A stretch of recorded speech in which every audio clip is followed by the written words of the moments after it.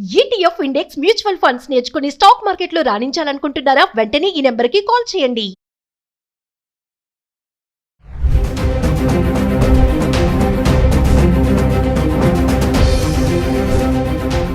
నమస్తే, welcome back to Suman TV. ప్రస్తుతం మనతో పాటు ఉన్నారు ఐఏఎస్ ఆస్పిరెంట్ చిరంజీవి. నమస్తే చిరంజీవి గారు. నమస్తే మేడం.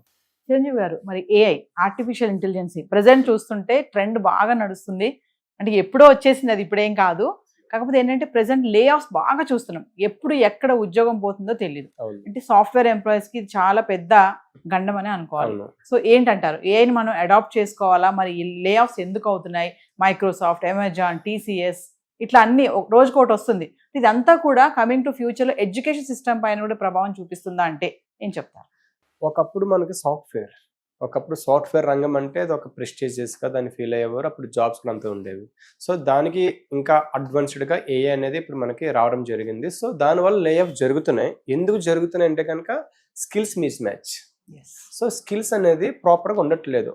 ఈవెన్ సాఫ్ట్వేర్లో కూడా ఈరోజు నాకు తెలిసి 50 to 60% మాత్రమే స్కిల్ మ్యాచ్ ఉన్నారు. రిమైనింగ్ అందరూ బ్యాక్ డోర్ నుంచి వెళ్తున్నారు. సో అలాంటప్పుడు మనం దాన్ని మన జాబ్ ఆస్పిరెంట్స్ ఉన్నారు వాళ్ళలోనే లోపలనే చెప్పొచ్చు.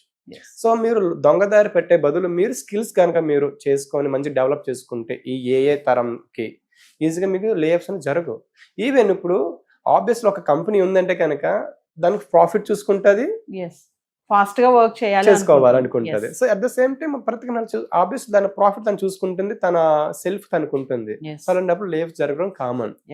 ముందు 25 లక్షల జాబ్స్ పోతాయి దీని వల్ల అని చెప్పేసి ఒక టాక్ అయితే నడుస్తుంది. ఒక సర్వే కూడా చెప్పిందని అంటున్నారు. అంటే ఏఐని మనము అప్డేట్ చేసుకుంటూ వెళ్ళాలి అంటారా?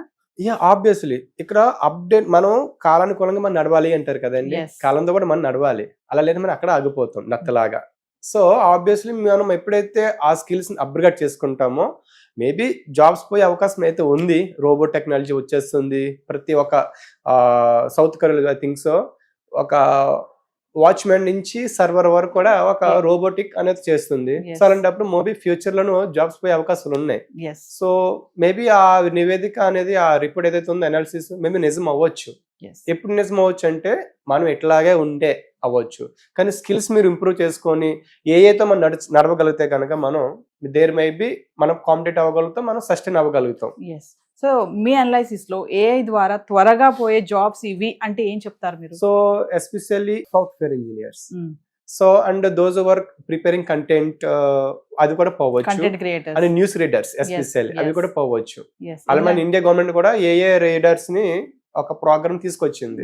సో మేబీ ఇవి ఇంపాక్ట్ అవ్వచ్చు. ఎందుకంటే ఇప్పటికే ఏదైనా మనకి ఇన్ఫర్మేషన్ కావాలంటే చాట్ జీపీటీ యూజ్ చేసేస్తున్నాం. ఏది అడిగినా చాట్ జీపీటీ మనకి ఇమీడియట్లీ ఇచ్చేస్తుంది. అంటే రాను అండి ఇంకా స్మార్ట్ అండ్ స్కిల్డ్ వాళ్ళకి జాబ్స్ వస్తాయా అంటే క్వశ్చన్ మార్క్ అండి. సింపుల్ క్వశ్చన్ మార్క్, చెప్పలేము అది. కానీ అలాగే మొత్తం మనం ఏఐ మీద డిపెండ్ అవ్వడం అనేది హైలీ ఇంపాసిబుల్. సో ఏఏ పని చేయలేని పని కూడా ఒక హ్యూమన్ చేయగలుగుతాడు. So maybe there might be chances ఉన్నాయి, లేవు.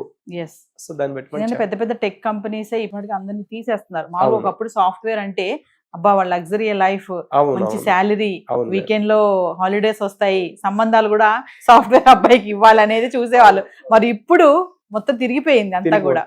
సో ఇప్పుడు ఇలా ఉంది అంటే ఏం చెప్తారు? అంటే గత ముందు ఇంకా సాఫ్ట్వేర్ అబ్బాయి అనేది లేదు, ఇక టాపిక్ లేదు. ఆ టాపిక్ అని మనం ఇంకా క్లోజ్ చేయొచ్చు. సో మన ఈవెన్ మన ఇండియా కూడా మనకి ఏఏ ఒక మీద వర్క్ చేస్తుంది కాబట్టి ఫ్యూచర్ మేబీ ఇటువంటి అవకాశం ఉండకపోవచ్చు. నాకు తెలిసి ఏఏ వచ్చిందంటే కనుక సాఫ్ట్వేర్ కానీ ఏదైతే మీడియా అవి ఉన్నాయో వాటిని ఇంపాక్ట్ పడవచ్చు. మేబీ రీబ్యాక్ అవుట్ ఓల్డ్ ఏజ్ కి వెళ్ళొచ్చు. లైక్ అగ్రికల్చర్ వైపు నడవచ్చు. మనం మహర్షి మూవీ చూసాం కదా. సో వీక్లీ ఫార్మింగ్ మేబీ అటువంటి జరగవచ్చు. సో అంటే మన మళ్ళీ ట్రెడిషనల్ వర్క్స్ మళ్ళీ వెళ్ళొచ్చు. వీవర్ కానీ ఇవన్నీ మళ్ళీ మన ట్రెడిషనల్ వేవ్స్ అనేవి ఏ వల్ల మనకు ఒక విధంగా బెనిఫిట్ అవ్వచ్చు అని నా ఒపీనియన్. సో యాజ్ ఆస్పిరెంట్ గా అండి, ఆస్పిరెంట్ గా ఇప్పుడున్న స్టూడెంట్స్ కి బీటెక్ చేసే వాళ్ళని తీసుకుందాం ఎగ్జాంపుల్ గా. వాళ్ళు బీటెక్ చేస్తూ కూడా ఫర్దర్ గా ఏఐ టూల్స్ నేర్చుకుంటూ వెళ్తేనే after 4 years they can get job అంటే ఏం చెప్తారు? Exactly ma'am. ఇప్పుడు నార్మల్ ఒక పాస్ట్ చూసుకుంటే బీటెక్ అయితే అమీర్పేట రావడము, సో అక్కడ కోచింగ్ తీసుకోవడము, తర్వాత మళ్ళీ ఇంటర్వ్యూ ప్రాక్టీస్ చేయడం జరిగేది. బికాస్ ఆఫ్ మన ఎడ్యుకేషన్ సిస్టమ్ ఏంటంటే ప్రాక్టికల్ తక్కువ ఉంటుంది, థియరిటికల్ ఎక్కువ ఉంటుంది. సో ఏ రోజు మనం ల్యాబ్కి వెళ్ళేది ఉండదు, ఎక్స్పెరిమెంటల్ చేసేది ఉండదు, ఒక ప్రాజెక్ట్ చేసేది ఉండదు, అంతా ఫేక్, అంతా డూప్లికేట్ చేసి పెట్టేస్తాం. కానీ ఇప్పుడు ఏ టెక్నాలజీలు కనుక ఏదైనా ఒక బీటెక్ లో ఉన్న స్టూడెంట్ డెఫినెట్లీ గా బీటెక్ ఫస్ట్ ఇయర్స్ నుంచే ఏఐని మనం ఎలా ఉండాలి, ఎలా ఎటువంటి స్కిల్స్ కావాలి, ఎటువంటి టెక్నాలజీ మనం ఎటువంటి కోర్స్ తీసుకోవాలి, అడాప్ట్ చేసుకోవాలి అనేది మీద వర్కౌట్ చేస్తే there may be get opportunities more in future. So finally అంటే ఏఐ ద్వారా మనం భయపడాల్సిన అవసరం లేదు, అప్డేట్ చేసుకోవాలి అంటారు. అంటే ఉద్యోగాలు పోతున్నాయని తలలు పట్టుకుంటున్నారు చాలా మంది సాఫ్ట్వేర్ ఎంప్లాయీస్. అంటే పోతున్నాయని చెప్పొచ్చు కానీ అంత అవసరం లేదు. మన స్కిల్స్ గా మన దగ్గర ఉంటే ఎవరు మనం చేయలేరు కదా. జాబ్స్ పోతాయి, జాబ్స్ కూడా వస్తాయి. జాబ్స్ పోతే ఎంత నిజమో అంతే జాబ్స్ వస్తాయి అనేది కూడా నిజం. ఒకప్పుడు డిగ్రీ మారుమూల చదివిన అభ్యర్థి స్టూడెంట్ ఎవరైతే ఉంటారో ఒక సాఫ్ట్వేర్ రావాలని చాలా బాగా ఇబ్బంది పడేవాడు. సో అదే స్కిల్స్ ఉంటే వచ్చేస్తాడు కదా. సో ఆబ్వియస్లీ స్కిల్స్ నేర్చుకుంటే కనుక ఈజీగా గెట్ ఇన్ అవ్వచ్చు. సో ఈ పాయింట్ ఆఫ్ లో ఐ థింక్ లాస్ట్ ఇయర్ మనకి ఏఏ సమిట్ జరిగింది తెలంగాణ స్టేట్ లో, హైదరాబాద్ లో. సో జరిగినప్పుడు ఆయన ఒక మాట అన్నాడు, ఇన్ ఫ్యూచర్ మన ఇండియాలో ఎవరైతే ఏఐని అడాప్ట్ చేసుకుంటారో వాళ్ళకే జాబ్స్ ఉంటాయి. ఇంకెవరైతే ట్రెడిషనల్ గా మేము సాఫ్ట్వేర్ కి వెళ్తామో, పైథాన్ నేర్చుకుంటామో, జావా నేర్చుకుంటామో అవి చెల్లదు, కాలం చెల్లదు అని చెప్పి ఒక మాట చెప్పారు. సో అది నిజం అవ్వచ్చు. సో కమింగ్ టు ట్రంప్ అండి, బట్ అక్కడ కూడా అలాగే ఉంది కదా, యుఎస్ఏ లో కూడా స్మార్ట్ అండ్ స్కిల్డ్ వాళ్ళనే ఉంచుకుంటున్నాడు ట్రంప్. ఎవరికైతే టాలెంట్స్ లేవు వాళ్ళందరినీ వెనక్కి పంపించేస్తున్నాడు. అక్కడ కూడా ఏ ఇంపాక్ట్ అంటారా? నాట్ ఓన్లీ యుఎస్ అండి, అక్రాస్ గ్లోబల్ మొత్తం కూడా ఏ ఇంపాక్ట్ చాలా చూపిస్తుంది. ఇంకా ట్రంప్ విషయంగా వస్తే Trump obviously business man, so more profit చూసుకుంటాడు కాబట్టి ఆబ్వియస్లీ తను స్కిల్స్ లేని వాళ్ళందరినీ పంపించేస్తాడు. ఎవరైతే స్కిల్స్ ఉంటాయో వాళ్ళని మాత్రం ఉంచుతాడు. సో అమెరికా ప్రభావం అక్రాస్ వరల్డ్ మీద కూడా చూపించవచ్చు ఇండైరెక్ట్ గా ఏ ద్వారా. అంటే ఒక మాట ఉందండి, సాఫ్ట్వేర్ జాబ్స్ చేసే వాళ్ళు, ఈ ఐటీ సెక్టర్ లో ఉన్న వాళ్ళు సడన్ గా ఇలా జాబ్స్ పోతే వాళ్ళు ఫర్దర్ గా వేరే దానికి వెళ్ళలేరు, వేరే వర్క్ చేయలేరు అనేది ఒక టాక్ అయితే ఉంది. అది ఎంత నిజమంటారు? అది నిజమే మ్యామ్. ఏమైందంటే ఇప్పటి వరకు కూడా అందరూ ఒకే స్కిల్ మీద డిపెండ్ అయిపోయారు, ఎవరు మల్టీ స్కిల్స్ మీద ఎవరికి లేవు.